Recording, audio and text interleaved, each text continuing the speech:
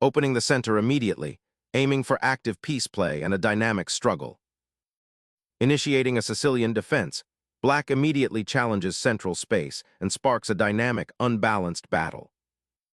Centering knights early prepares for rapid development and potential central pawn breaks, aiming to gain space and restrict black's options. Developing a knight here immediately contests central squares and prepares for kingside castling, a classic response. Unlocking the center, this pawn thrust immediately challenges black's pawn structure and initiates a dynamic open game. Opening the center with this capture prepares for rapid piece development and a dynamic game, inviting immediate tactical skirmishes. Immediately centralizing the knight opens diagonals and prepares for further development, creating an active but slightly exposed piece. Black solidifies the center and opens a diagonal for their king's bishop, preparing for queenside development. Securing the knight's central foothold sets the stage for future queenside pressure. Developing the queen to c7 offers flexibility, eyeing the central d4 square and preparing for potential kingside castling. Preparing to fianchetto the bishop on g2 offers a robust defensive structure, aiming to castle kingside swiftly and establish a powerful diagonal influence over black's center. Developing the knight to its natural outpost, black solidifies the center and prepares to castle, simultaneously eyeing potential advances on the kingside. Disrupting black's nascent queenside development, this knight boldly ventures forward, eyeing weak squares and forcing an immediate strategic decision.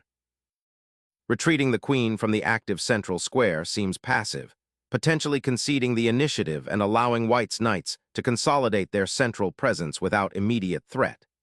This maneuver forfeits valuable attacking momentum and invites further positional pressure. The bishop's development to f4 aims to exploit the weakened dark squares around black's king, particularly after the queen's retreat. White is setting up a potential kingside attack, looking to coordinate pieces and generate pressure. This pawn structure already hints at future imbalances, with white having a slight lead in development. A knight boldly ventures into enemy territory, aiming to disrupt white's harmonious bishop development and potentially pressure the d4 pawn.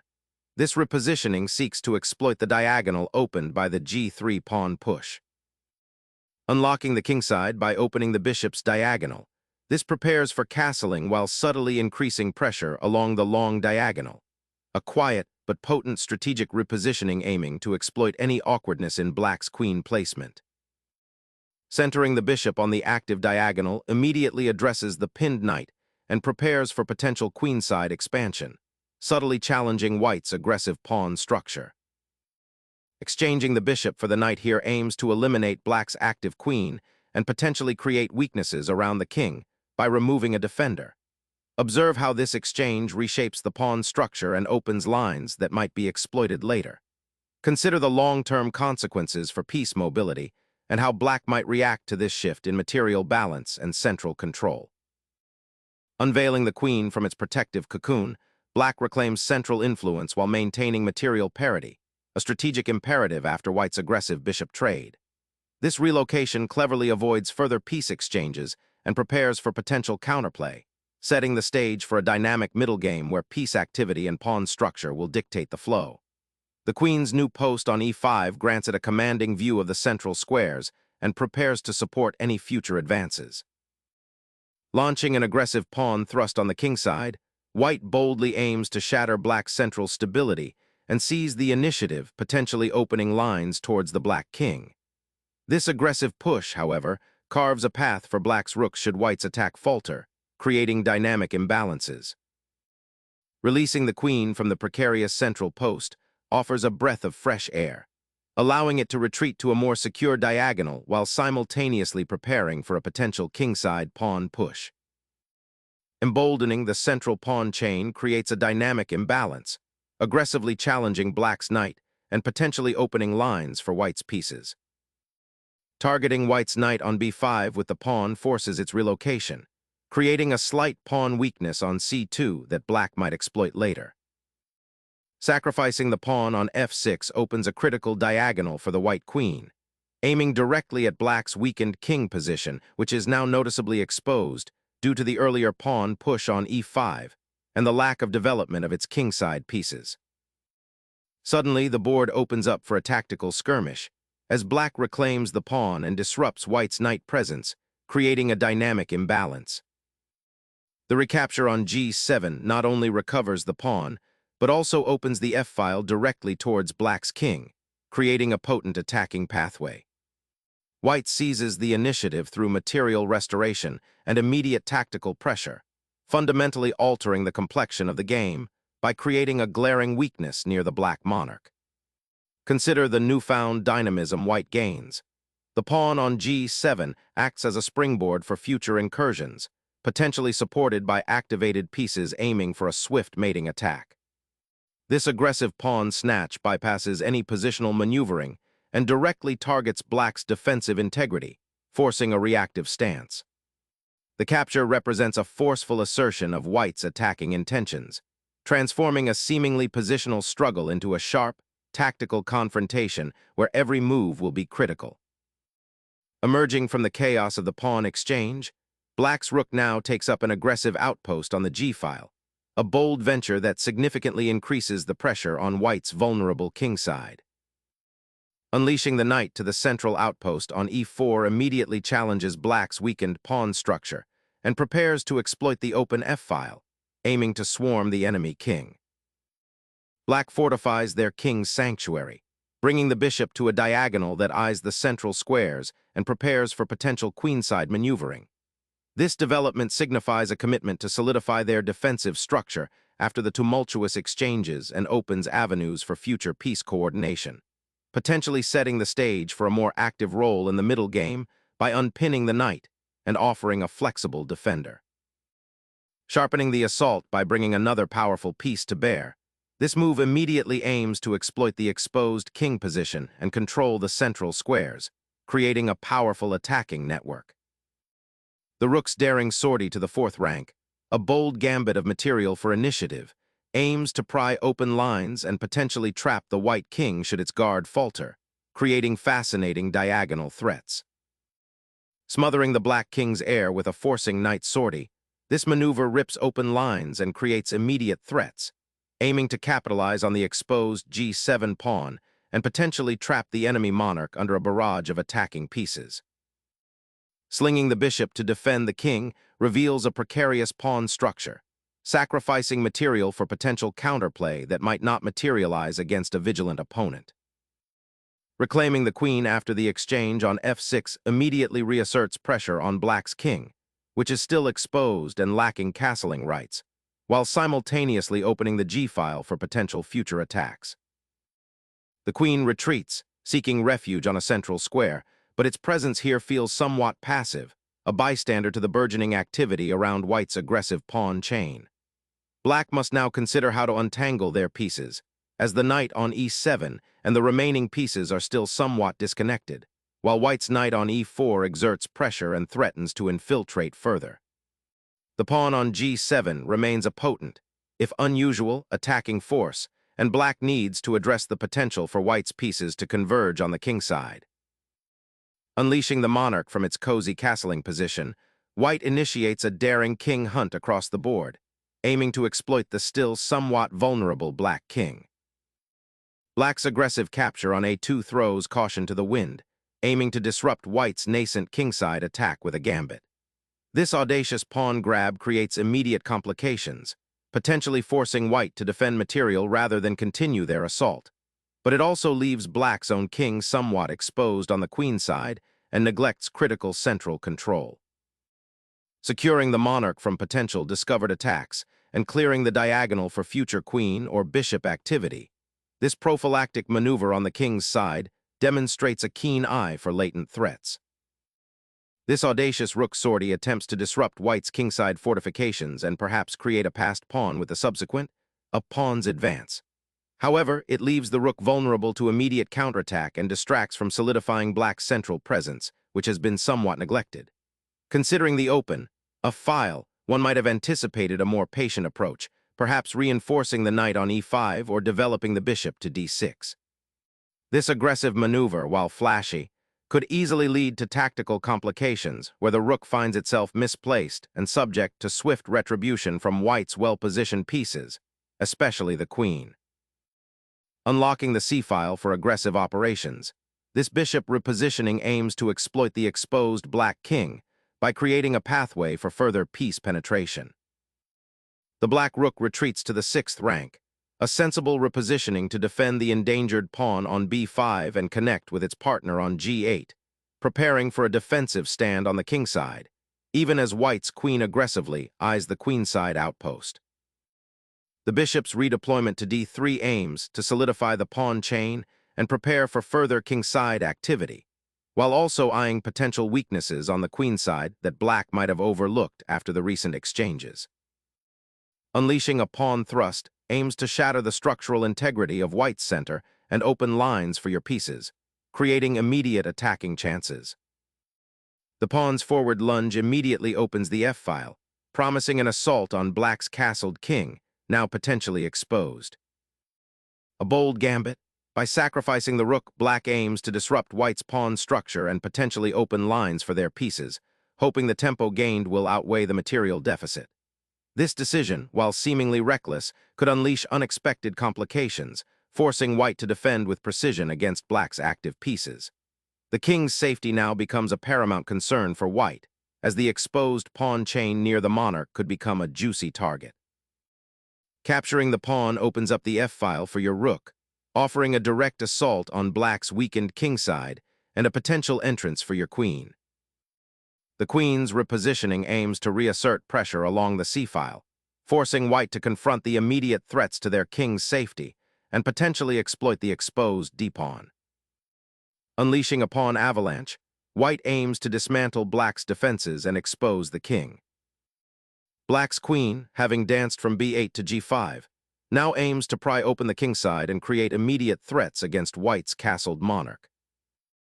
A bold sacrifice of the bishop, unraveling black's king's defenses through a calculated assault on the g7 pawn, aims to exploit the exposed position and open up attacking lines for white's remaining pieces.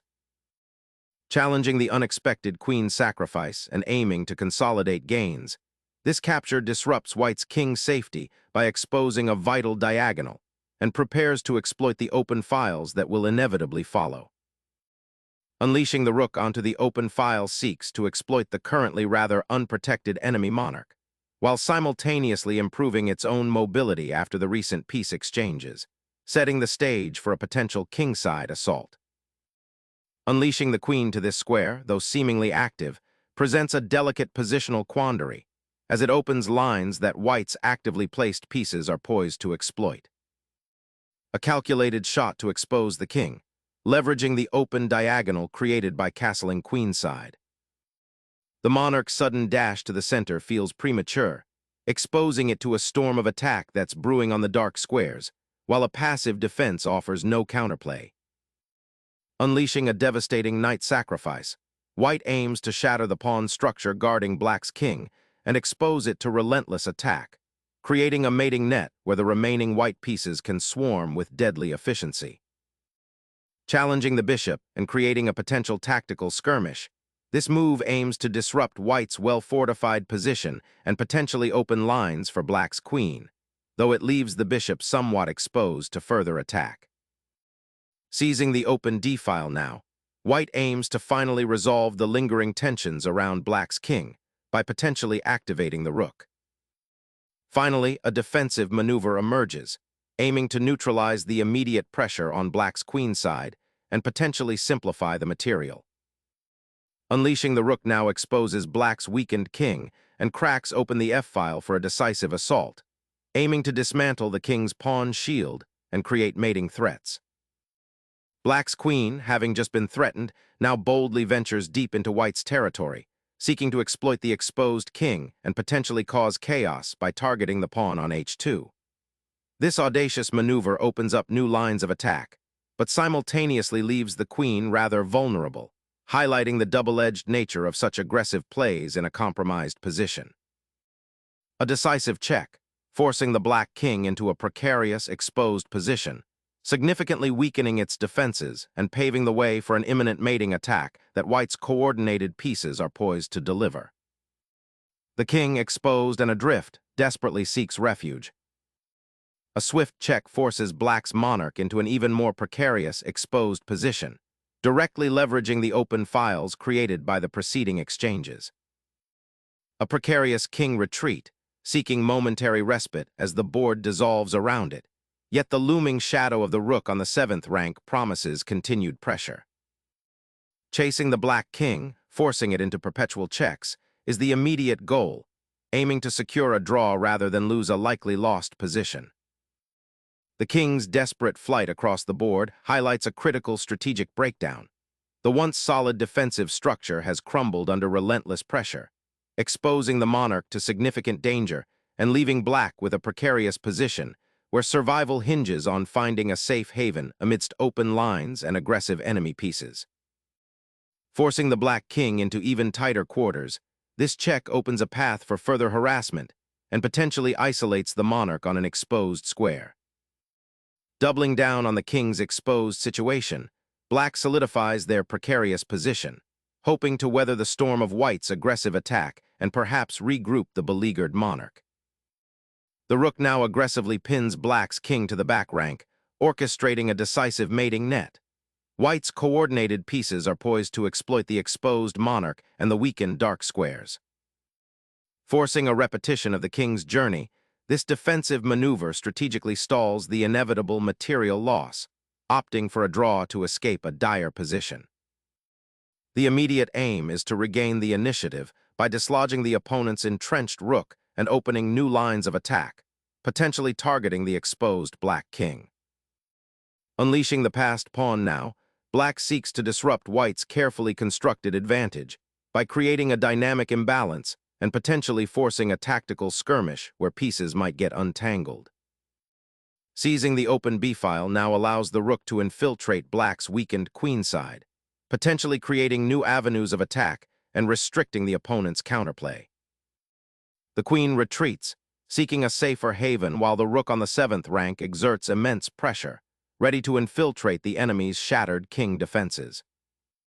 Unleashing the pawn push finally begins to unravel black's overextended position, forcing a reckoning for that isolated queen's pawn and potentially cracking open the kingside for the rook. Unleashing the queen to the queenside creates immediate havoc on the open queenside files, demanding white's full attention away from their king's vulnerable structure. Unleashing the pawn to expand space and threaten an immediate capture along the newly opened g-file, forcing black to commit their king further into a dangerous, exposed position. Unleashing a queen into enemy territory can feel like a decisive strike, but this particular foray risks isolating her from her defensive support, especially with white's looming king's side pawn storm. Consider the potential for rapid counterplay once the black queen is pinned down and how white might exploit the exposed black king. Exposing the black monarch to immediate danger, this maneuver forces a painful decision, potentially leading to a rapid material loss or a compromised defensive structure. The king finds a momentary refuge, but the relentless queen's pursuit and the encroaching pawn structure on the kingside cast serious doubts about its long-term safety. The rook's repositioning to b5 initiates a potent centralizing maneuver, aiming to control the open b-file and potentially disrupt black's queen and king coordination from a new angle. Gaining control of the 7th rank with the rook, this choice aims to dislodge black's stubborn knight and create potential breakthroughs. Securing that central rook's active positioning opens up avenues for controlling the d-file and potentially creating threats against black's somewhat exposed king. Suddenly, black injects a counter-threat, aiming to disrupt white's coordinated attack by repositioning the queen to a more active diagonal, perhaps preparing a maneuver to liberate the isolated pawn or to create defensive resources. Seizing the open d-file now offers a direct path to attack the isolated black king and potentially create passed pawns with the remaining material advantage. A critical juncture demanding astute evaluation of piece activity, as the queen's redeployment to c7 attempts to escape the immediate pressure and potentially support counterplay on the queenside. while simultaneously leaving its former post vulnerable to further infiltration by white's surprisingly active rook. Unleashing the rook to the d-file creates immediate pressure and targets black's uncoordinated pieces, aiming to exploit the open lines leading to the king. A surprising retreat, this queen relinquishes its aggressive central post, allowing white's rook to infiltrate the 7th rank, threatening a swift checkmate. A strategic retreat to reinforce the queenside, preparing for a potential pawn push or a regrouping of forces. The rook now scrambles to the queenside, desperately seeking an escape route as white's pawn advances threaten to cut off any defensive network. Unleashing the rook to the queenside, white aims to disrupt black's queenside pawn structure and potentially launch an assault on the vulnerable king, a bold gambit in this complex endgame scenario.